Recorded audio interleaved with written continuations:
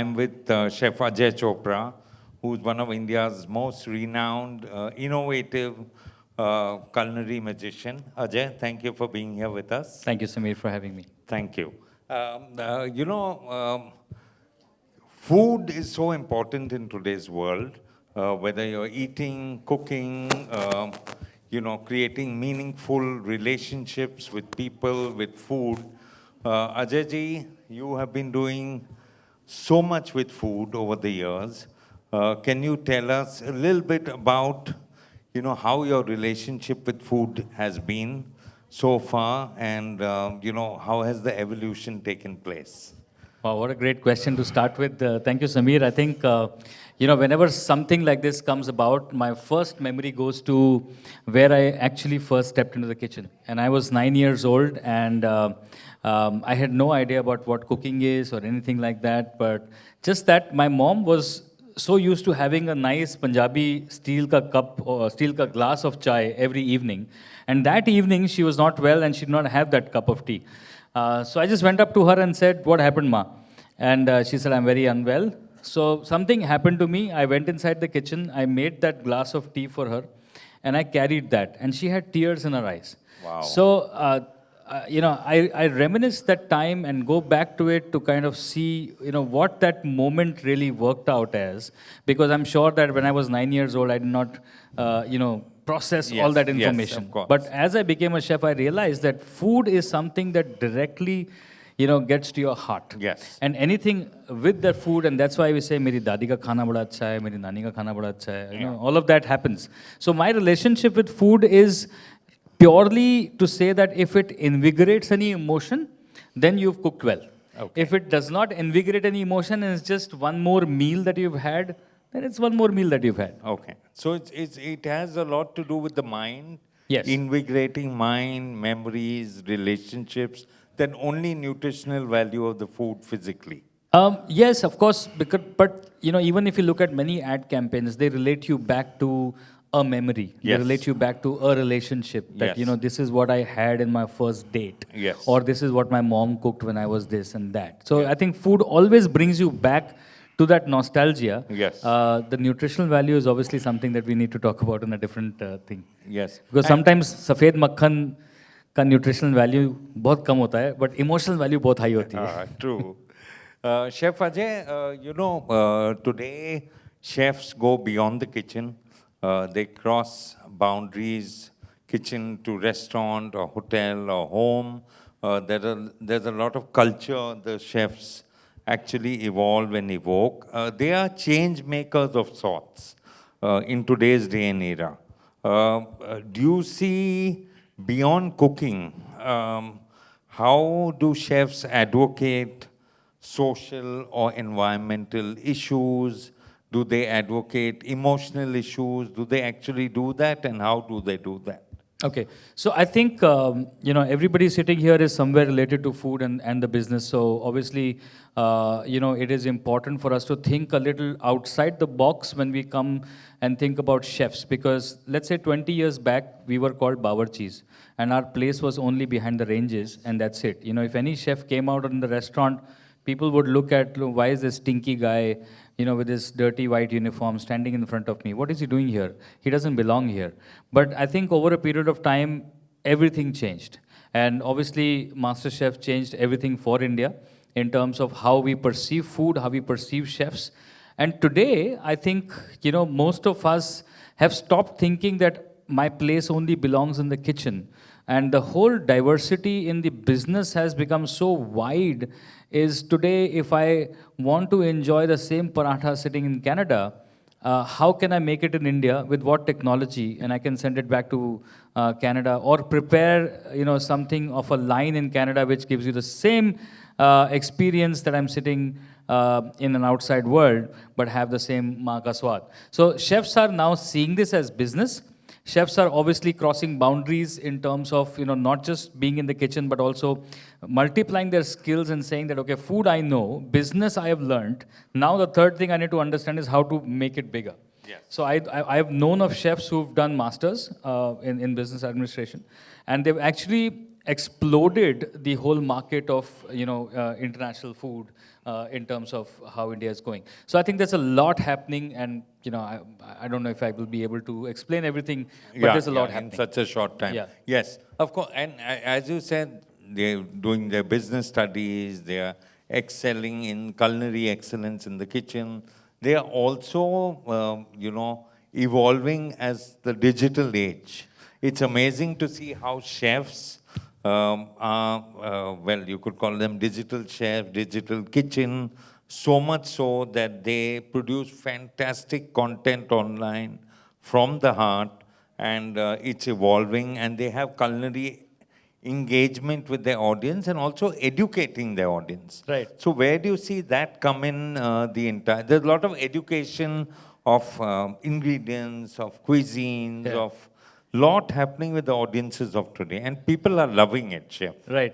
I think, I remember the time when I was 14 years old, and we would have a 3 p.m. program of Chef Sanjeev Kapoor with Khana Khazana, and every mom would sit down with a piece of paper or a diary and write down, Achha, iske baad kya dala? Because there was no pause buttons on those TVs. There was nothing called as rewind. So you had to consume and consume fast. So the consumption pattern from that time has changed a lot. But the consumption hasn't.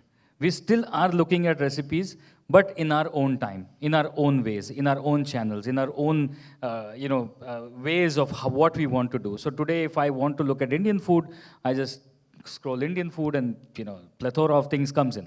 So the consumption pattern may have changed. Yes.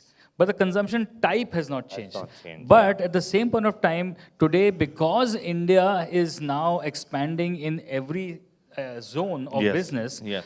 it is also expanding in terms of food. So if people are traveling to Japan, they are now getting used to not just sushi, but more in Japan, and they're coming back and saying, okay, what can I find in terms of Japanese food? Yes. Or if I'm traveling to Vietnam, people, I see those posts, including Yeah, yours, and saying, yes. in Vietnam for 2 days, Yes. what should I eat? Yes. So people, the questions have changed. Yes. It's not about where do I go and what do I see. It's about what do I eat. Yes, that's changed. And doing all this, chefs always, and especially of late, the evolution is they've got a huge fan following. They have actually built a community for themselves, which I think is very amazing. There are communities which, for example, swear by Chef Ajay Chopra, and they love it, and they follow you everywhere. What do you think of that phenomena, Chef?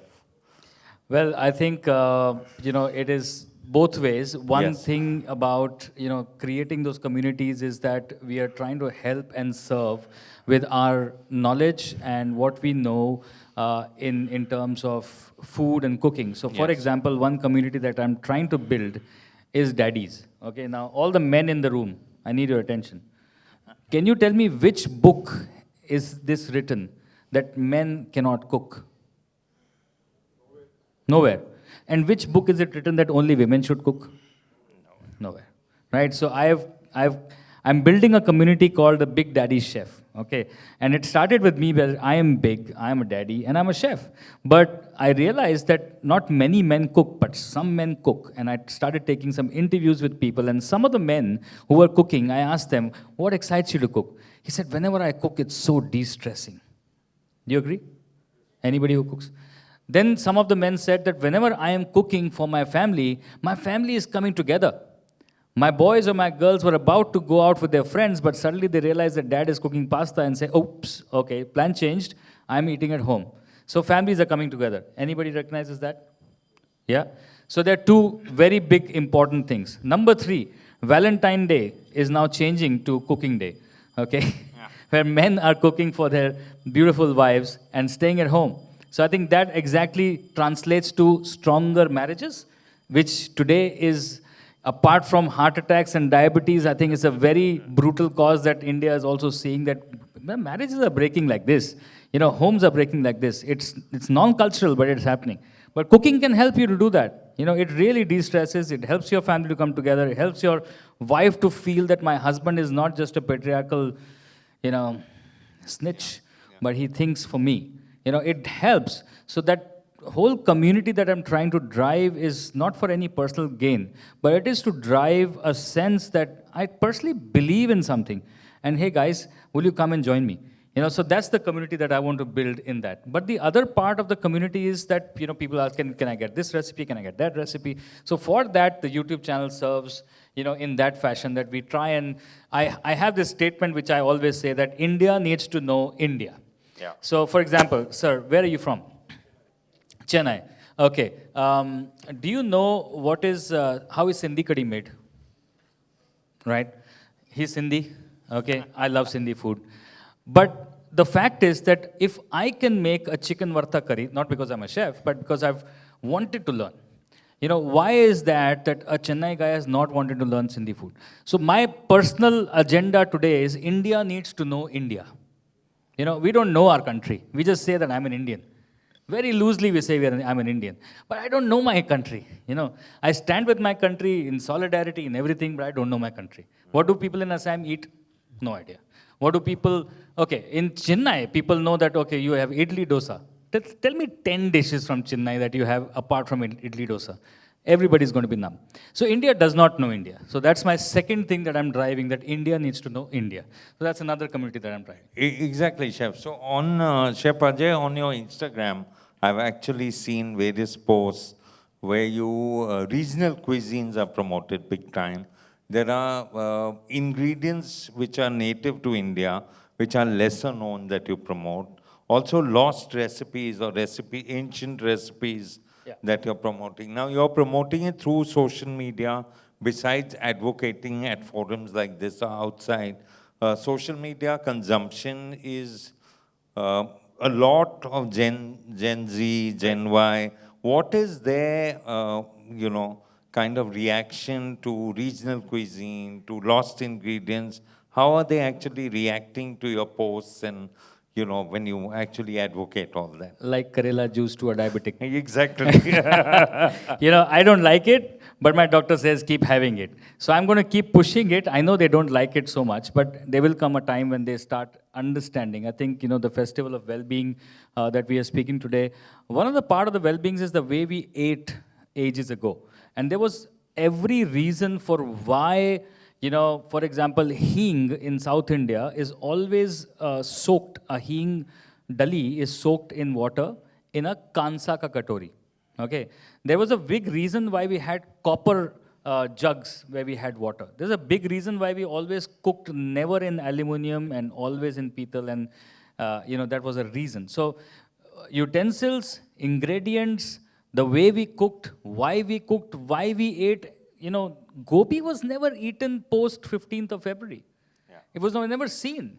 But today you want gobi, 15th of March, 15th April, 15th January, every time you'll get it. But that's not well-being. That's just me. I want it, so give it to me. However you give it to me, I will give it to me. What it does to my body, I don't care, right? So that's the problem that kind of we are putting it behind our head and saying, I don't care what food does to me, I just want it. But food is for well-being. Let food be thy medicine is a very strong statement because we don't look at it in that fashion at all. So we have to understand that whatever we eat, it does something to our body, whether good or bad. How much bad, how much good? I'm not a doctor, I can't say it. Fine, but study, do some research, find out what you're eating and why you're eating it. So I think that's the way to look at this perspective. Absolutely. And I think all generations, Chef, understand storytelling. Yep. Whether it's a younger generation, Gen Z, baby boomers, any generation, right. We all love stories. Yeah. Culinary storytelling is come of age. It is evolving. Where do you think that is headed? Where do you think that is now? Storytelling is so important even on digital, social media, personally, at forums like this. Right. Where do you think it's going from here? Right. Especially culinary storytelling is what I want. So I think culinary storytelling and culinary chronicling, both are happening on the same facet right now. And it's very important because I think just before this fireside chat, Samir and I were chatting about our journeys, when we started. In the year 1995, nobody wanted to share their secrets. Nobody wanted to tell you how a korma is made. You had to probably wash utensils for them, light their BDs, give them a massage, and then only that ustad may feel good and say, okay, theek hai, aaj hum tumhe pyaj katna sikhayenge. So that's how we probably rose from the ranks and started to learn things. Because at that point of time, there was no documentation. There was only ustadi. And ustadi said कि हमने इतना नमक डाल दिया तो डाल दिया बस अब इसका सवाल मत करो. But that is not true. Came 2000 where chefs of our age like me, Ranveer, Ashish Basin and a lot more, we started to question everything. कि अगर आप मटन बना रहे हैं तो उसमें प्याज ब्राउन क्यों करना है? प्याज पहले क्यों? मटन बाद में क्यों? मटन पहले क्यों नहीं? So we started to question everything and we started to relate science with food and we started to understand that, okay, this is the reason. Now we go back not to the ustad but to the mom, because for me, that's the best ustad. Different moms, different recipes, they go to them and find out that, okay, आप अगर बंगाल से बनाती हैं तो आप अपना कौशा मांसों को कितना भूनती? Or if you are from, let's say, south of India, then, how are you making your varta curry, for example? How are you making your, dolmas, for example, if you're from East India? So you're going now regional, you're finding out more depth, because food literally came from homes. It never started in restaurants. Restaurants did something, some dishes, and that's it. Now we are thinking, where are we thinking from? Where's our base? Base is, home ground is mom, is home food. And that's where we grow. So to answer your question, Samir, I think the chronicling has started in a big way. The storytelling has started in a big way. But it's also, for some, the generation that we are kind of living with, they have no attention span. They have zero attention span. So unless I catch them with something which is interesting, they're not going to stay with me. And the only thing from ages is katha sunao. Storytelling. And storytelling works. Chef, since we're on the topic of storytelling, before I've just been signaled, we have 2 more minutes. Yeah. Tell us a story about, or an incident, which none of us have ever heard of, or read of, or You're seen. opening can of worms. Yeah. Okay, some so story which is interesting, which we all would love to hear. Okay, so I think one story that I can tell you is about my failure, because nobody shares those stories. Everybody shares the success stories and how you did well and what you did well about. But I think, this story is so fresh in my mind because every single time I cook rice, I go back to that moment. So this is circa 1997. I was in IHM Goa and I was in charge of cooking rice for that day. And I was so confident that, because I had good culinary skills, my entire batch knew it, my boss and my, culinary teacher knew it, that this guy is good, he's cut apart and he does well, whatever he does well. So that probably went into my head and I said, rice, no problem, ho jayega. And I burnt 100 kgs of rice. All right? Now, that happened. So mistakes, I always tell everybody that is working with my team that if you do a wrong thing for the first time, it's called a mistake. The second time, it's a blunder. The third time, you're stupid. You should not be here. So that's how I started to talk to myself. I said, first time, okay, fine, mistake. The next day, I burnt it again. And that was a blunder. And the third time, I had to prove it to myself that, I am not stupid and I should be here, rather than somebody telling me that get out and you should not be here. I really could not sleep that night. And every single time I was just, okay, hua ki nahi, and thank God, the third day it did not burn. But imagine 340 people from 3 years of IHM, first, second, third year, are waiting for food and rice is burnt. How many galis are you going to hear? Yeah. So every time I make biryani or every time I'm making, rice with absorption method, my antennas go up and say, rice nahi jalna chahiye. So that's the story I have for my... Interesting. Yeah, thank you for sharing. The last question, Chef, before we wind up, I'm going to read this. Balancing indulgence and responsibility. As a chef and a renowned chef, you need to strike a balance between creating indulgent, crave-worthy dishes and prioritizing nutrition and ethical, practices and sourcing. How do you balance that? Very difficult, man. Very difficult question, very difficult way of life. So I say that, in the business that I'm in, I am a YouTuber, I am a, restaurateur, I am a restaurant consultant, I'm a teacher, I'm a father, and I'm many more. So I think what I've done is I've divided days. So Monday, I'm a husband and a homemaker. Yeah. Okay, Tuesday, I am anybody from a restaurant consultant to event planner to anything like that. So why I'm saying this is because the way I have divided myself, I've told myself that I can't have samosa pav 7 days a week. Yeah. I can have it once in 15 days. Okay, now I like my indulgence. I like when I see luscious food, drooling chocolates or something like that. I can have 20 of them, but let me just have one. Two will happen, Samir, you and I know. But let me start with just one. And then try and, be aware and alert about the fact and not be cynical and say, I won't have it. So for me, I think that is how I am balancing, but I know that it has side effects, which is already showing. But I think there are chefs who are doing it very well. Like for example, Ranveer, he tastes desserts. But he spits it out. He said, I'm a chef. My job is to taste the dessert, not to enjoy it. If I have to keep my body so fit, sugar cannot go inside my system. So that's how he's tasting. I don't think I can do that.